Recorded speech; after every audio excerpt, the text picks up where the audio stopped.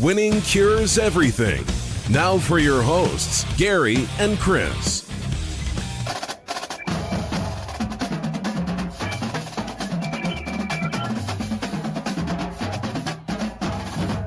Welcome in, Winning Cures Everything.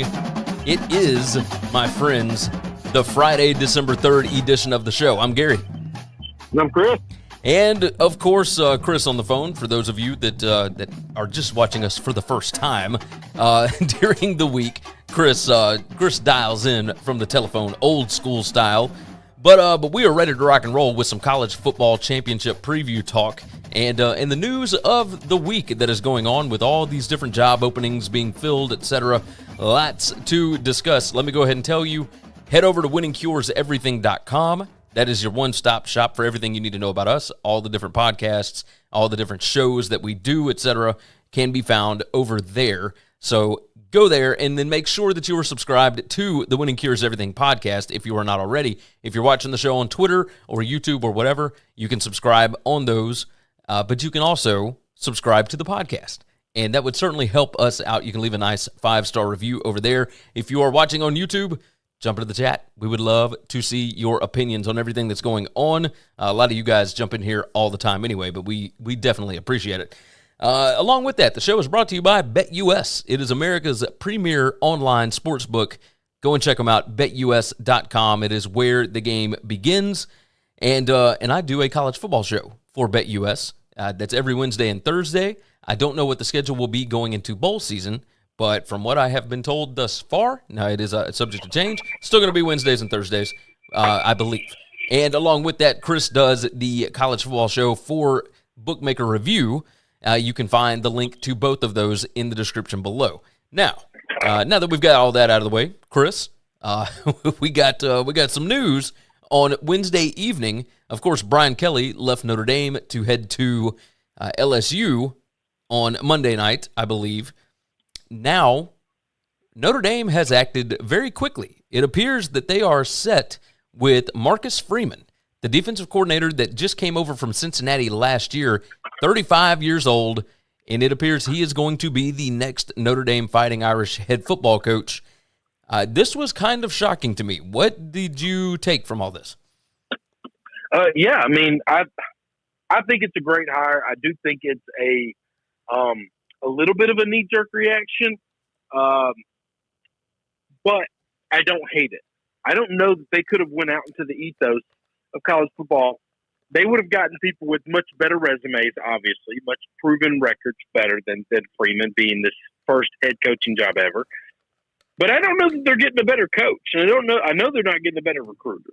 And I think this is a pretty – I think they're going to end up liking this situation. Okay, I don't know that it's going to be exactly Lincoln Riley after Bob Stoops or Ryan Day after Urban Meyer, but I could see it being very similar to that situation where we have a coach that established a program, that established a way of doing things, and was building something pretty special, and he left for whatever reason, and basically the young coordinators underneath him are just going to continue to do what they were doing.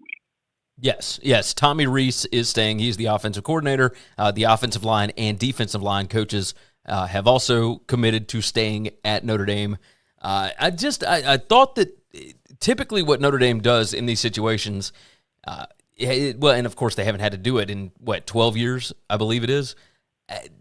They seem like the kind of football program that takes a step back and doesn't overreact to a coach leaving. Of course, they haven't had a coach leave for another job since, 1907, I believe it was.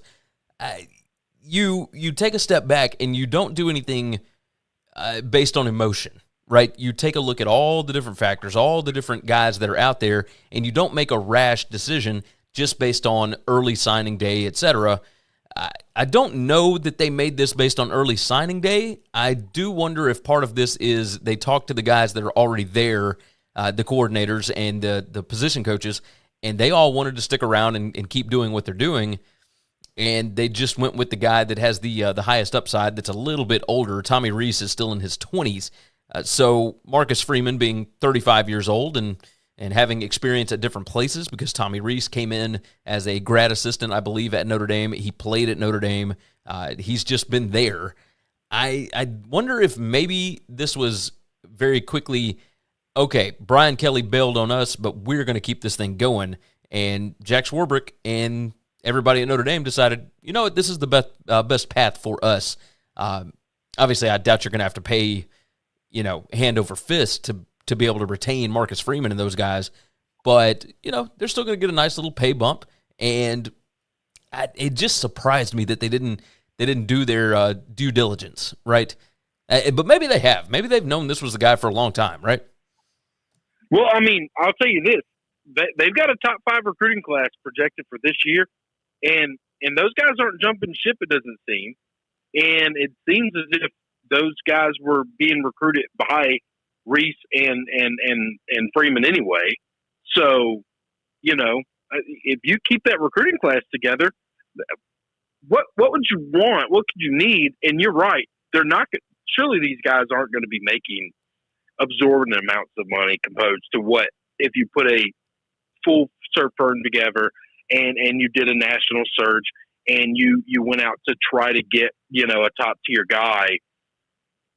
Worst case scenario, if this doesn't work out in 2 or 3 years, you got out pretty cheap. They're not going to be awful. I think these guys are going to be pretty good, and then you could move on if you're not happy with the results. Yeah, that's kind of the way that I see this. It is it's let's take a chance on a young guy and keep this staff intact that we already know can be successful and continue what we're doing because we like the trajectory that we're on right now. So very very surprising, but also I don't know that it was necessarily a bad move. Time will obviously tell with young coaches like Marcus Freeman, but he is incredibly well regarded. I will certainly say that.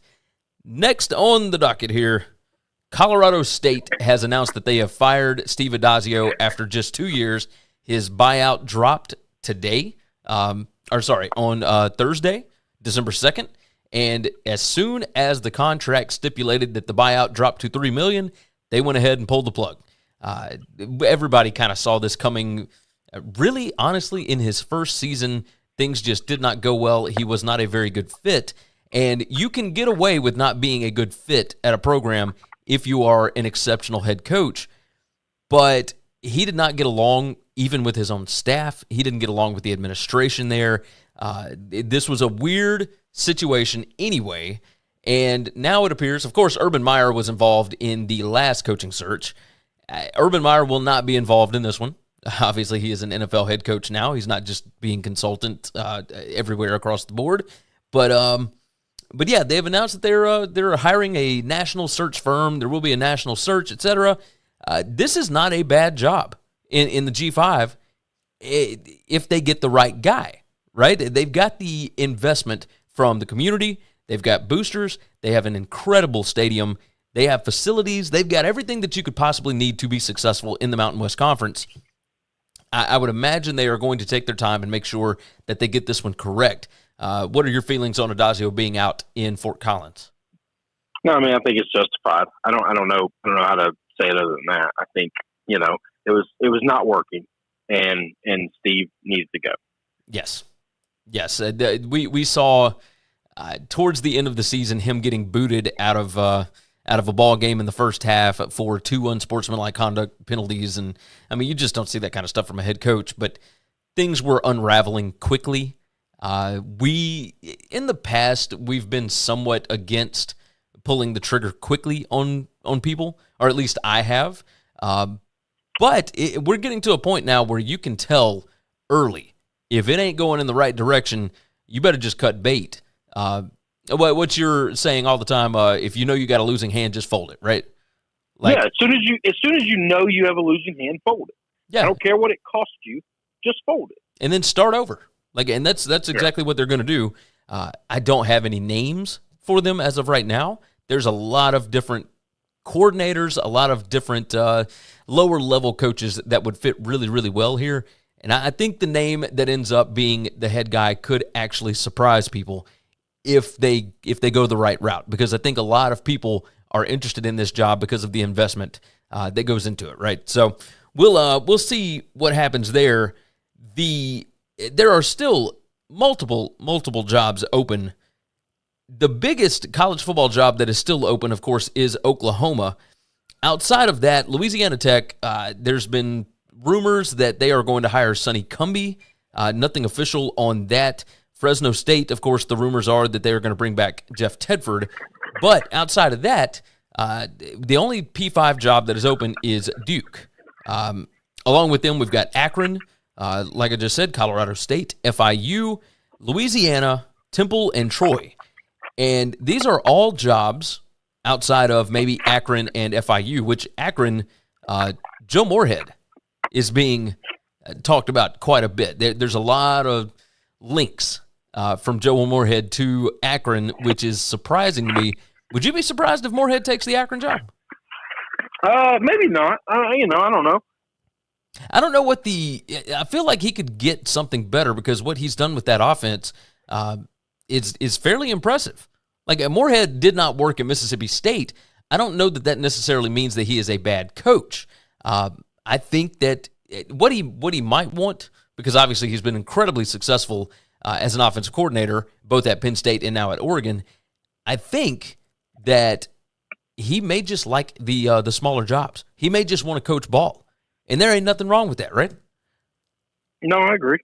And so that's a weird one. Louisiana, I think, could get a good one because the foundation has been set by Billy Napier.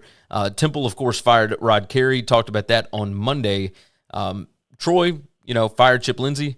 Troy, you can win there. We know that you can win there because they do invest in their program. So at FIU, Butch Davis just took a flamethrower to FIU on the way out the door. I don't know that anybody will want to come work there, or at least not anybody of substance, but they will likely take a shot on a younger candidate. All the Oklahoma stuff, there's no, there's nothing on Oklahoma.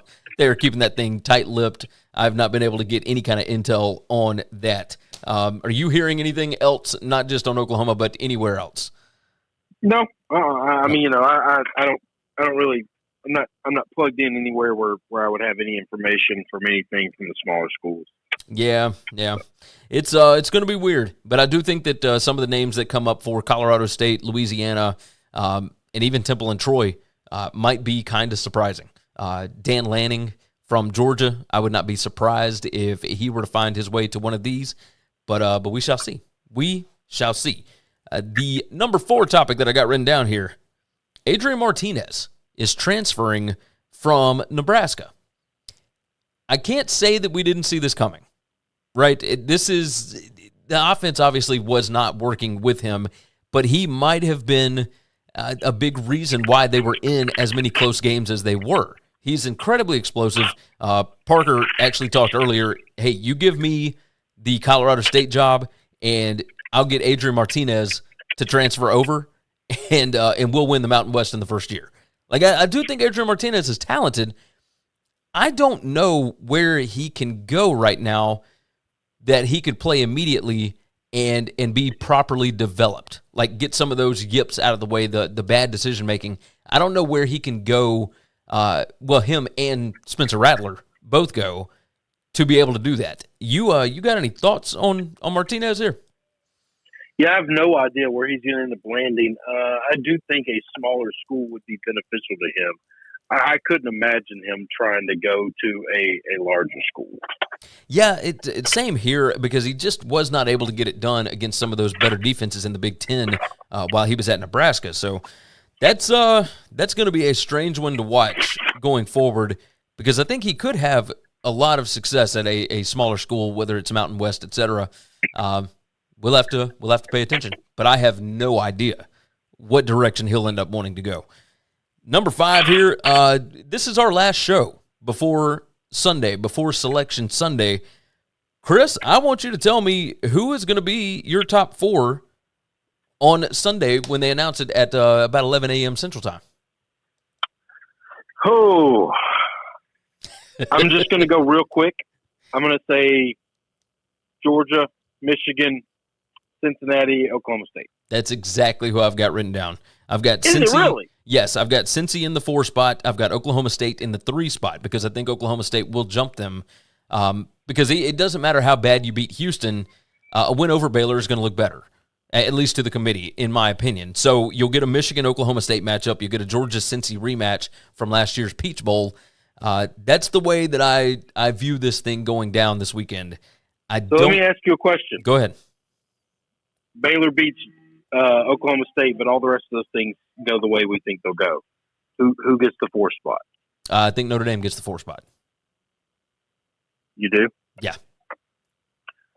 Do you think that the committee will punish them for not having their head coach? No. I think part of the reason why Notre Dame hired or is hiring Marcus Freeman is because they want all the hoopla that goes into it if they were to get in. I only think it's that one thing that has to go wrong in order to get Notre Dame in there, right? Yeah. I mean, that's you need Alabama to get whipped, and then everything else holds. I don't think firm. Alabama needs to get whipped. I think Alabama just needs to lose. I agree with you. I tend to believe it will be a whipping, but either way, I do believe that Notre Dame is not going to be. It's not going to be held against them that Brian Kelly is not there. I think there's a lot to like about the program right now, and if you're keeping the entire coaching staff intact, I agree with all those things. But you know how I feel about the sons of bitches that run this sport. You're not wrong. You are not wrong. If Baylor beats Oklahoma State, certainly that would be. I think Notre Dame would get in there. That's the one upset that I actually think might happen.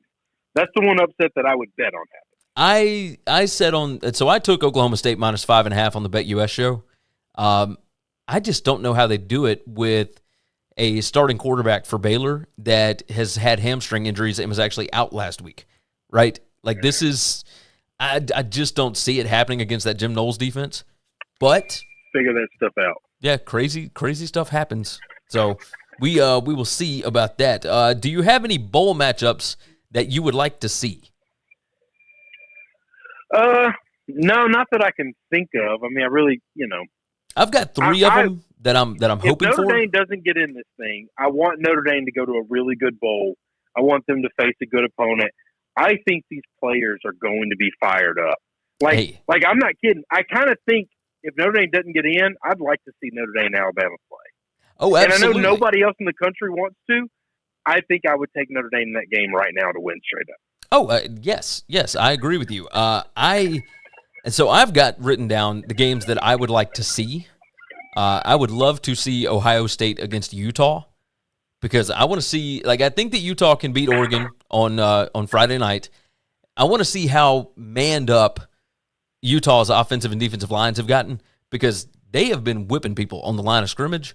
I want to see what Ohio State does to bounce back from the Michigan game, right? So I think that would be a fascinating matchup stylistically. And then on top of that, I would love to see Notre Dame go up against Ole Miss in a bowl game. I want to see what Marcus Freeman's defense does against Lane Kiffin's offense. The reason I want the Alabama matchup is because Alabama's been a team that has beaten the hell out of them, and everyone has said unanimously they can't beat teams like Bama. And I think this Bama team is super flawed, way overrated, and I think this Notre Dame team is going to come out on fire. And I do think that they would change the perspective of the school going into 2022 if they did that. I think so as well. I don't know that a win over Ole Miss does that, right? That's right. Nobody thinks that, by the way. Nobody universally nationwide outside of the SEC would value that win the way they would against the brand. Yes. And then the third one that I had down, Wake Forest against Michigan State. I want to see Kenneth Walker III, and I want to see Sam Hartman and that bunch against that Michigan State defense.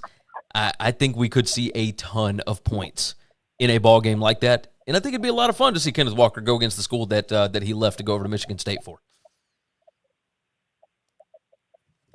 I'm okay with that. I mean, I wouldn't hate it, but you're talking about a running back going. And while I know that running back is the offense, Michigan State is so much more than just one guy, one scheme, one way of doing things. So, absolutely. Absolutely. And it's not like he left because he hated them or whatever. This is a Styles situation. Yes. It just wasn't a good fit. Like, they run a delayed run scheme, and he wanted to run a pro-style offense, and it works out for him. But I don't know if there's, like, vitriol or anger. No. I don't think there's anger at all. I just think it would be a really, really fun matchup, like incredibly entertaining. I can think of 100 different things that I'd rather see than that. All right, tell me this.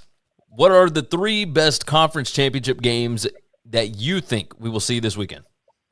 I think Houston-Cincinnati is going to be more fun than people think. I think the Baylor-Oklahoma State game is going to be crazy tight, possibly back and forth with an upset. You're making me give you 3. I'd give you the Mountain West. That's so I've got that one written down. So I wrote down Alabama, Georgia, just because I want to see. There's Kirby no way that's going to be fun at all. It's not going to be fun at all. I think it's going to be. Maybe it won't be fun. It's going to be the Iron Bowl, Gary. But the difference is Georgia's going to be a lot better than Auburn. I've got the Mountain West. I think it's going to be number 2. Incredibly low scoring and really boring. Yeah, you're probably not wrong about that. I do have the Mountain West Championship as number 2. And then I put the ACC title game because I think Pitt and Wake Forest are just going to put touchdowns up like crazy. Well, no, that you're absolutely right. I forgot about that one. That's I would take Cincinnati out of there. I think the Mountain West. I think the Baylor Oklahoma State game, and absolutely the ACC matchup. Yeah, that's they're night game in 100. Charlotte. Yeah. It's going to be bananas. Oh, it's going to be nuts. Let's go through, and we'll go through conference title game one by one. Let's see. Let me write my time down, make sure we're good on this. All right, so conference title game previews. Now, obviously, Chris and I both cover college football for other entities, but we also like to discuss it on this show. So we're going to go at it a little bit differently this go-round. On today's show, we are going to talk about the team totals. Basically talk about the matchups and then tell you which team total we like, and we'll keep that on our official sheet that's over at winningcureseverything.com/picks. So, Chris, I want to start us off with the Conference USA title game here. And the Conference USA title game, Western Kentucky at UTSA. They're going to be playing in the Alamo Dome. The team totals here. Western Kentucky 37.5, UTSA 35.5. Is there an over or under on those team totals that you would prefer? Ooh. I think the number's pretty close.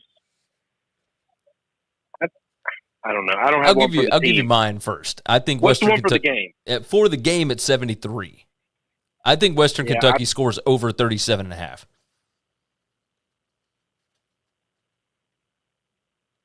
Okay, maybe. I don't know. I think that's a lot of points. It's definitely a lot of still points. a good football team. This was a 52-46 game at Western Kentucky earlier in the season, but Western Kentucky is undefeated since then. They have won. They've won 7 straight games since they lost to UTSA. They have been absolutely rolling teams, and UTSA just feels like they have fallen off of a bridge. But at the same time, I mean, it's easy to get hyped up for a conference championship game. UTSA had this thing wrapped up weeks ago, right? Their slot in this title game. But that's mine. Western Kentucky over 37.5. Did you have one that you're going to put on there? Yeah, I would go over for the game. Okay, over 73. Okay, that sounds like a plan to me. All right, we will move to the Pac-12, and we've got Oregon and Utah playing in Vegas. Now, this is going to be a lot of fun. I do think this was a whipping the last time that they played. 38-7, Utah won in Salt Lake City just 2 weeks ago, and now, even though Utah beat them by 31 points, they are now only favored by 2.5. The team totals here. Utah is 31. Oregon is 28.5. And, brother, I'll go on and give you my official play on this. Not official play. Obviously, my official plays are over on the BetUS show. But for me, I'm going to take Oregon under 28.5. They got physically manhandled by Utah the last time that they played. And even though there is something to playing in Salt Lake City, I cannot see Oregon finding a way to score more than 4 touchdowns in a game like this unless they were to get turnovers. And Utah has not turned the football over in like 6 weeks. So I don't see how they're getting a bunch of guys back though, right? Oregon is. They're getting some guys back, but I don't think they're not going to get C.J. Verdell back. They're not going to be able to run the ball that easily against Utah's defensive line. Utah's defensive line is awesome. So that's right. That's I would go under on both of these. I go under on both of them, huh? Yeah, okay. I would 100% go under on both. So would that mean going under the total of 58? Oh, obviously on the game, yeah. All right. Well, let me go on and put that one down then, as opposed to writing both of them down. That'll move us over to the MAC title game, and this will be the first Saturday game that we discuss. This one's going to be interesting to me. Kent State against Northern Illinois. Now, obviously, anybody that follows me on Twitter knows that I had to deal with the wrath of the horde of Northern Illinois Husky fans just a couple of weeks ago when they wrapped up their spot in this title game. This one's in Detroit. Kent State won the first matchup just a few weeks ago, 52-47. If you look at all of the defensive numbers, etc., I do not find a way that Northern Illinois keeps Kent State under 38.5 points. Sean Lewis, the head coach, but former Dino Babers offensive coordinator, I think that he is going to score relentlessly in this game because I think there are still more dominoes to fall in the coaching ranks, and I think that Sean Lewis is one of those guys that is next up for one of these bigger jobs. I think that he's going to put up a ton of points. He is going to make people notice. So for me, it's Kent State over 38.5. I just don't think that Northern Illinois' defense will be able to slow them down. I kind of like that also. I think this is going to be higher scoring from both of them. So this is one where I would take the total on the game over. But if I had to pick one of these two to go over or under, I would definitely go over with Kent State. That makes sense. I just don't see a lot of defense being played in this game. No, it's the MAC.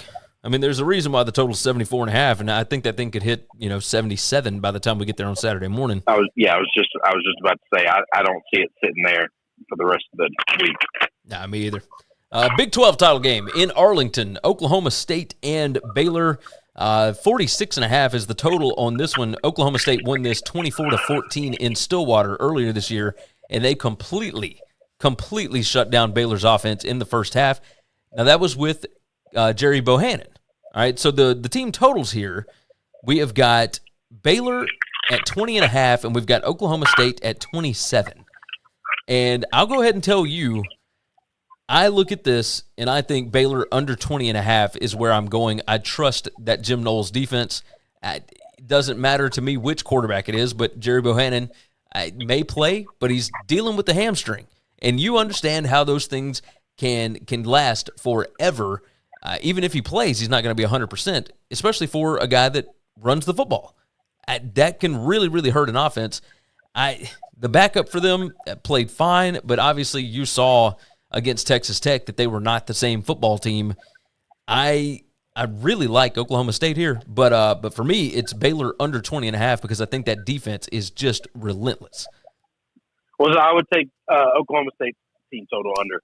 You give Dave Aranda a second chance at an offense, and I guarantee you they score at least a touchdown less than they did last time. Well, they scored 24 last time. Their team total this time is 27. So you're rolling Oklahoma State under 27? Yes, sir. I can totally see that. This seems like it's going to be a really low-scoring game. Yeah, I think this is going to look like an old-school SEC game. Yeah, you got that right. You have got that right. All right, that takes us over to the Mountain West Conference title game, and we got Utah State and San Diego State. The total on this one is 50. San Diego State team total is 28. Utah State's team total is 23. The two stories here between Blake Anderson and Brady Hoke have been fantastic. This is, I'm about to say, pretty good. Pretty good, right? It's so awesome. I love seeing these two guys be successful in new places, right? And Brady Hoke was at San Diego State before, went over to Michigan, all this kind of mess, and then now he's back. And he looks younger. He looks rejuvenated. what Kirk Maddox is doing on defense is awesome. But the way that I'm going to go on this is actually San Diego State under 28 total points for the game. And it's not because I think that Utah State is necessarily going to win or anything like that. San Diego State scored 28 points on UNLV. And Utah State has actually got a pretty feisty defense. I think that Utah State can keep the ball away from them quite a bit. I know they like to pass the ball a lot, but they run a ton of plays, just a ton of them. I don't like San Diego State's offense, even when they switched to the new quarterback, whose name evades me right now. But I think under 28 for San Diego State is the way that I'm going to go on this. What was Utah State's total? 23. Whew. Excuse me. I wasn't trying to pause for dramatic effect. You're good. I think I'd go under that. Under the 23. This defense, I love Blake Anderson. I love the offense, and I love what he's been doing. This defense is something different. It's something different. Not a lot of people just going and scoring in the mid-20s against them. Well, that's it makes sense. Kurt Maddox, like what he's doing on defense is awesome. I mean, it's the same stuff that Rocky Long and Zach Barnett and all those guys, or Zach Arnett, excuse me, were running there. And, yeah, I mean, their defense is awesome. So under 23 makes perfect sense to me for Utah State. The next one on the board, our sixth one here, is the Sun Belt Championship game, and that would be between App State and Louisiana. Excuse me. Billy Napier's last game with the Ragin' Cajuns, and the total on this is 53. Is Billy coaching? Yes, he is. Oh, I saw that. That shocks me. Yes, he is. He is coaching this one. He won't coach the bowl game, I believe, but he is coaching in the conference championship game. Florida is actually not officially introducing him in a press conference until Sunday. So after this ball game is done, Louisiana won this one 41-13 earlier in the year. When I look at this, the team totals are Louisiana 25.5 and App State 27.5. Of course, App State is favored by 3 on the road here. I think Louisiana is going to be able to score. Like they play to their level of competition, and they have done it all season long. Really, all of Napier's tenure, he has played to the level of competition, and that just has to do with the amount of talent that's actually on your team, right? Like they don't have enough to out-talent a ton of people, but they are incredibly well coached, and when they feel threatened, they show up big. I think the over 25.5 for Louisiana is the play for me. I'm not going to say that App State can't score 27.5. Surely they can. I mean, but they only put up 13 on them back on October 12th. So I'm going to take Louisiana to score over the 25.5. So we think it's going to be a high scoring game then, because I like App State over the 27. I think this is going to be a different team. I think it's really, really, really hard to coach and motivate and prepare a team that you're leaving. So I mean, it does make sense. I feel like the mood around the program is not one of, oh, he's a traitor, he left us, right? Like that's kind of how Notre Dame not, sees. Because if it was, then he wouldn't be coaching. Yeah, no, they're all incredible. Like the AD and the president have been, sending out Go Gators stuff. They're very excited for him to get the opportunity. All the videos of the players, congratulating Coach Napier and all that, they seem very excited about it. I do wonder about the motivation for this game, but, I mean, this is a conference title game at home. So I feel good about it. There's also two teams that have been playing a lot lately that in conference that don't like each other. Yeah, no, you're not wrong about that. Because they've both been the top of the heap, them and Coastal Carolina. It's basically the list of the great teams in this conference. Yeah, you are correct. App State lost at home to Louisiana on a weeknight game last year. Lost by 3. It was like 24-21. This year, of course, it was 41-13, but App State was favored at Louisiana. Again, another midweek game, and App just got destroyed. Just destroyed on the road. So going to be interesting to see exactly how that one plays out there, because I think App is kind of tired of losing to this team. But we shall see. Yeah. We shall see. That takes us over to the SEC championship game. So we got Georgia and Alabama. We can talk all day about different storylines, etc. But what we're talking about here is these team totals. The total on the game is 49.5. It is Georgia 28 for their team total, Alabama 21.5. And I'll go ahead and tell you up front, my play on this is Alabama under 21.5. I think it actually opened at like Alabama 24 for their team total, and it's been bet down quite a bit. I still think under 21.5 is the way to go. This is an Alabama team that scored 10 points scored 3 points for 59.5 minutes against Auburn. They scored 20 points total against LSU. This is not a great Alabama offense, and when you get them off course the way that Georgia's defensive line and linebackers can, they're going to bring blitzes from everywhere. I don't think Bryce Young's going to have time to throw. I don't expect them to have success going up and down the field. I think the under 21.5 is the play for me. 100%. That is the play. So the 28 for Georgia, I'm not touching because I could see them landing directly on that. But I just don't think Alabama's going to score much this weekend. Georgia still looks at themselves as the underdog against Alabama until they beat them. Doesn't matter what the numbers say. Like they still think that they are the underdogs here. So we're both riding Alabama under 21.5. Now we move over to the Power 6 championship game. That would be the AAC. And we have got Houston going to Nippert Stadium at night against Cincinnati. Team totals here, Cincy 32 and Houston 21. You know what, before I give mine out, Chris, what is your feeling on the way that this game might go? I think this is going to be a good game. I think it's going to be a fun game. I think Cincinnati scores with them. I think Houston finds a way to put points up. So I like the over in the game. What's Cincinnati's team total? Cincinnati's is 32. I think I'd go over Houston. All right, so Houston 21. So you would go Houston over 21. Yeah. All right, so I'm going to go Cincinnati under 32 because this Houston defense is absolutely legit. I don't think that Cincy has really played anybody that is going to have the guys on the line of scrimmage. And I understand that they played Notre Dame back weeks and weeks ago. But that Notre Dame defense was not what that Notre Dame defense has morphed into towards the end of this season. I think Houston is going to be able to disrupt what Desmond Ridder likes to do, and we have seen when he is uncomfortable, he is not as successful.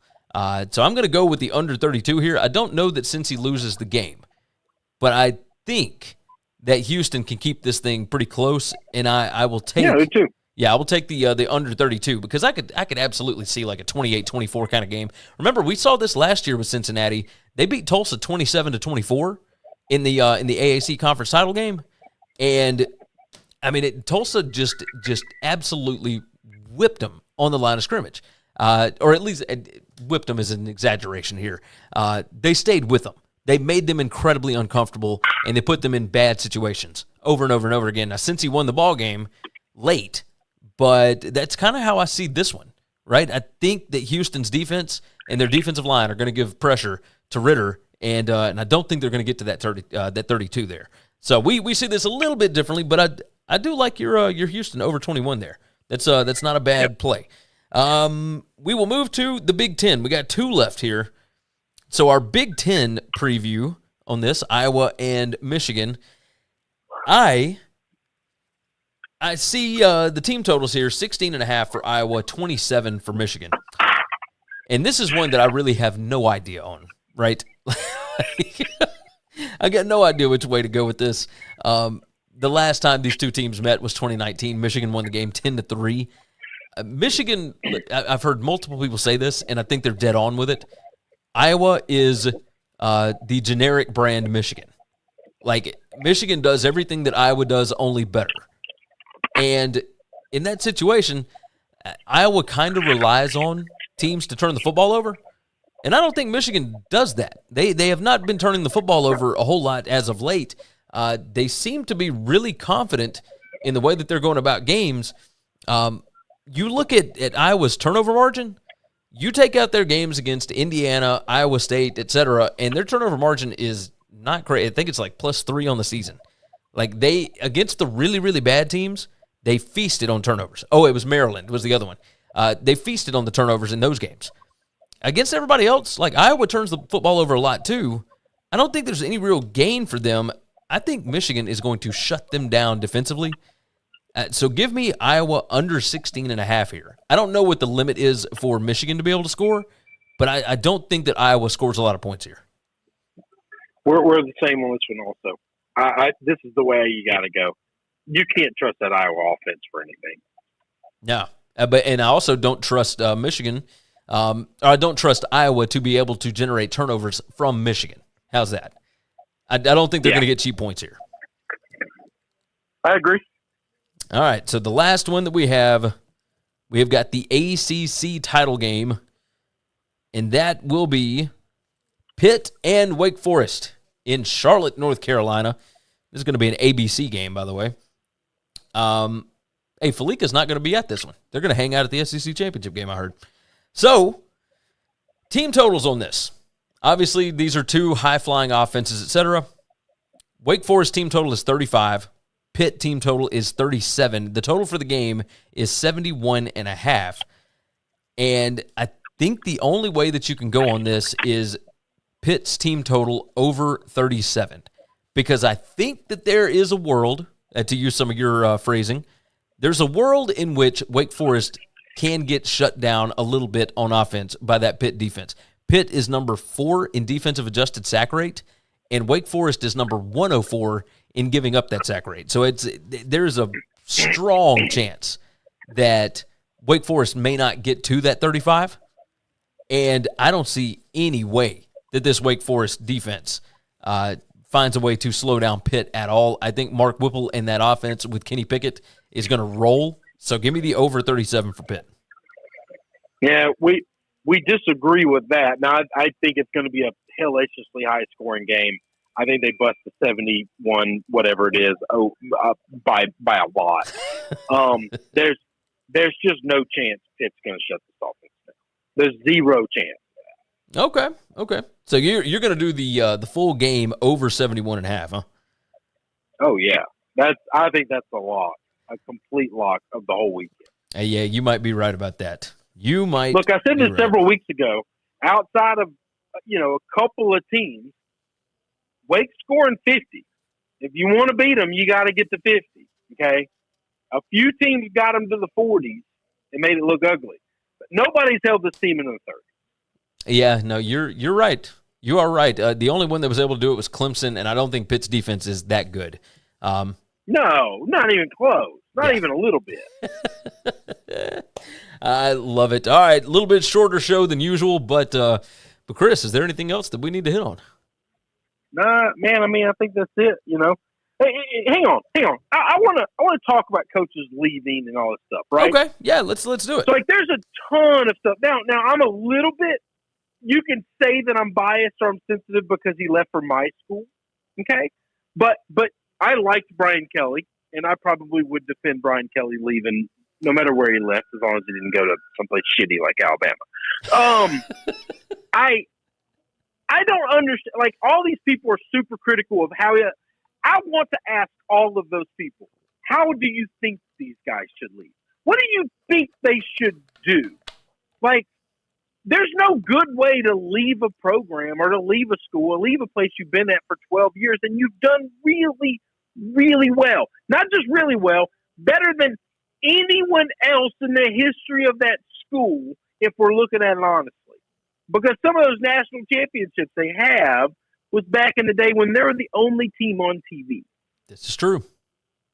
I will tell you this: the only way to fix it. But hang on. But if you leave a small school, if you leave a little school to go to a big school, then we praise that coach, and we don't say anything. So it's okay to shit on the little kids, but it's not okay to shit on Notre Dame kids.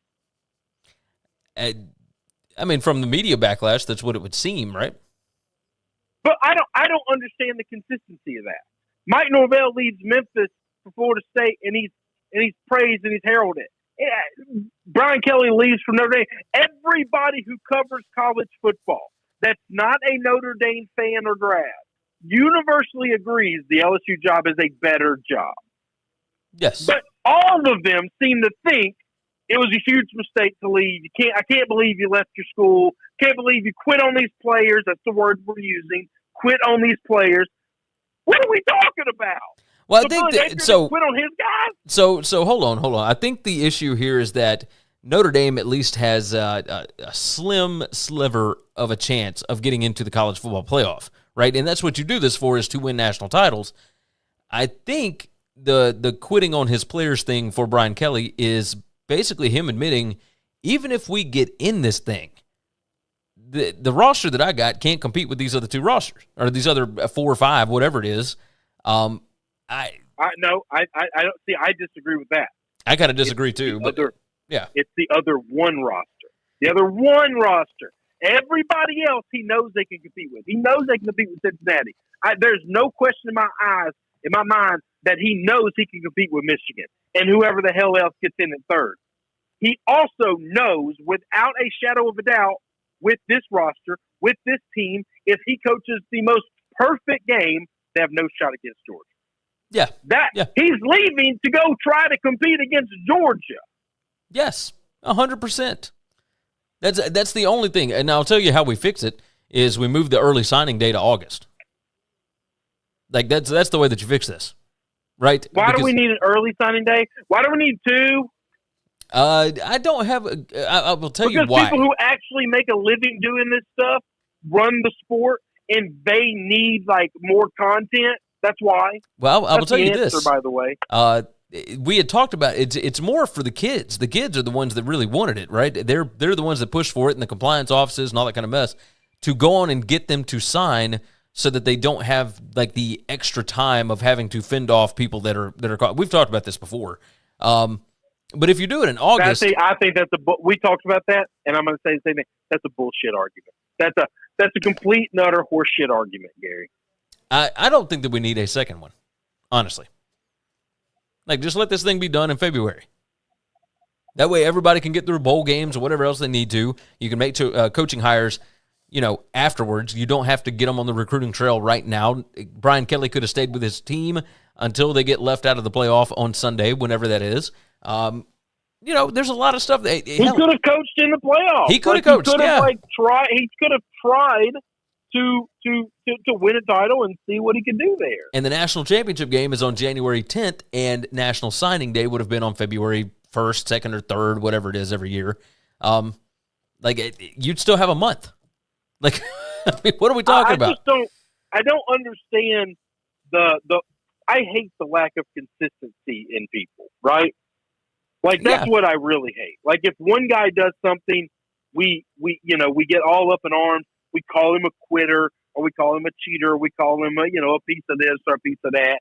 But if another guy does it, we're like, oh man, look at him, making his way in this world and rising up through the ranks and trying to go win a national championship or do something special or whatever. Wait a minute. Don't act like you think you feel bad for the Notre Dame kids, but you don't feel bad for the Louisiana kids. No, this all has to do with whether or not they like the guy that they're talking about. Well, but that's bullshit. You agreed. Can't change the way you cover something. You can't change the way you feel about something based on if you like someone or not. That's the whole problem we have in the country right now. Yes. If you are right wing, then you cover the world in a certain way, and if you're left wing, you cover the world in a certain way. No, just cover it and be consistent. And if something is wrong, it doesn't matter who did it; it's always wrong. And if something is right, it doesn't matter who did it; it's always right. Bad people can be right sometimes, and assholes can do good sometimes. Just be straight across the board and be honest about what you're doing. I hate this shit. I hate it. Oh yeah. I mean, but it was coming, right? Just because of the timing. I don't know. It's very irritating, and I understand where you're coming from on it. At the end of the day, all the stuff that's coming out, all that, this is a fast-moving news cycle. This will all be old news by next week, and we won't have to even worry about it. But it is frustrating in the moment, for sure. But I would like for them to be consistent. Most certainly. These are people that I respect. These are people that I follow and I read and I respect them. And it makes me realize, man, maybe you're not as smart as you come across. Maybe you're not as, deserving of my respect as I originally thought. Like, I just think it's a really shitty thing to be inconsistent. The only thing I want in this world is consistency from people. We don't have a whole lot of it right now. I will tell you that. People let their biases show frequently, and that's the way it goes. That is the way it goes. I'm okay with you having a bias, but you got to be honest about it. Yeah, I don't know that a lot of these media members that cover this sport nationally will openly admit their biases, right? So I think that's the difference between like what they do and what you and I do here. Like we just put it all out on the table. Like if we've got a bias, we will let people know, and we'll try and be unbiased for the most part. Like at least I do. But nothing about this surprises me because I don't think there's a lot of people that really like Brian Kelly. Like I think he's a great football coach. But all right, hang on. Let's get to that part. All I've seen is old coordinators come out talking about how big of an asshole he is and how he's not a player's coach and he's straight business and he's not personable at all and nobody liked him and nobody whatever. How's that any different than Nick Saban? Oh, you went off, 4 or 5 national titles and it's okay that you're a prick.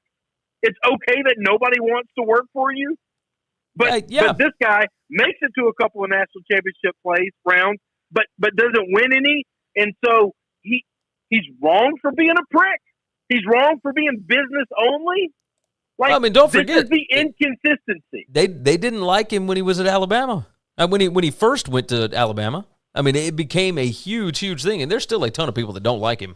But it'll be the same thing. Brian Kelly gets him a ring at LSU, and all of a sudden he'll be the talk of the town, and everything will be forgiven, and he'll be smiling on all these different ads and all that kind of stuff. Like that's the way that the game is played, and it's wrong. It's just something that I can't abide by. It's not. It bothers me. It bothers me badly, and it has nothing to do with it being my guy. It's okay to leave this job for that job, but it's not okay to leave this job for a different job. And one guy is a hero, but the other guy is a villain. Whatever. I just think all this is stupid. I just think it's all stupid. And you're talking about 40, 50, 60-year-old men that write about this sport and women that write about this sport. These are not children. These are not young guys saying crazy off the wall shit because they're emotional. These are people that have been doing it for decades. Yes. Like they should know. I have this expectation that you should know better. You should be better than that. But you're not, because nobody is telling you to be.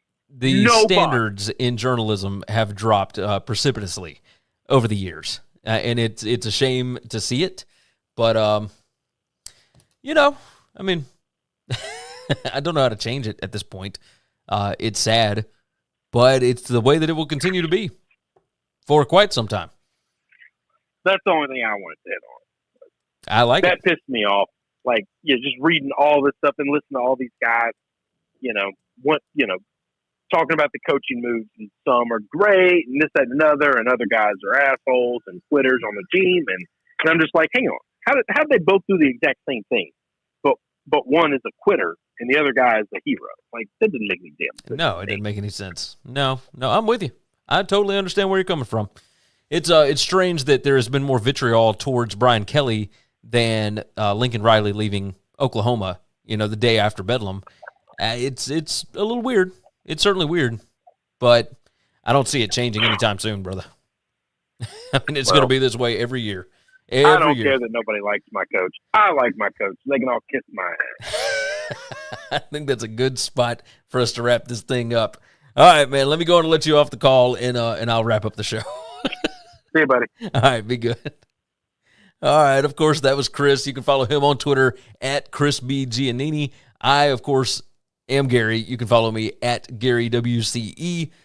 Give you the rundown one more time. We certainly appreciate all you guys for tuning in and watching the show, listening to it, however you consume the product. We appreciate you for being here.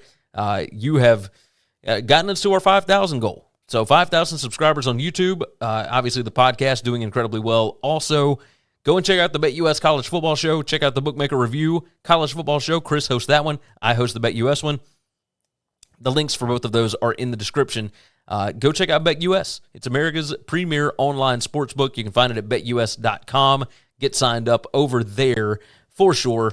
And on top of that, make sure and subscribe to the podcast if you have not done so already. Leave a nice 5-star review over on Apple Podcast and jump into the comments here. Let us know what your picks are for these games, the team totals, the spread, whatever it is. We want to know what you think about the games. So leave your comments down below. Go to winningcureseverything.com. Everything you need to know about us, you can find right over there.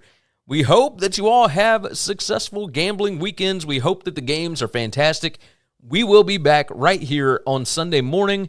Pay attention to Twitter. I'll let you know exactly what time. I think we're going to push it back a little bit. We'll talk about the games that happened on Saturday and on Friday. We'll talk about those, and then we are going to try and still be live as the Final Four, the college football playoff field, is announced. So pay attention on Twitter at GaryWCE. And until then, I hope all of you guys take care of yourselves, take care of each other, and all of your tickets cash this weekend. Thanks for checking out Winning Cures Everything. If you want to keep up with us, hit subscribe on YouTube or your favorite podcast app. Visit the website at winningcureseverything.com, or you can like us on Facebook or follow us at Winning Cures, at GaryWCE, or at Chris B. Giannini on Twitter. Share out the show.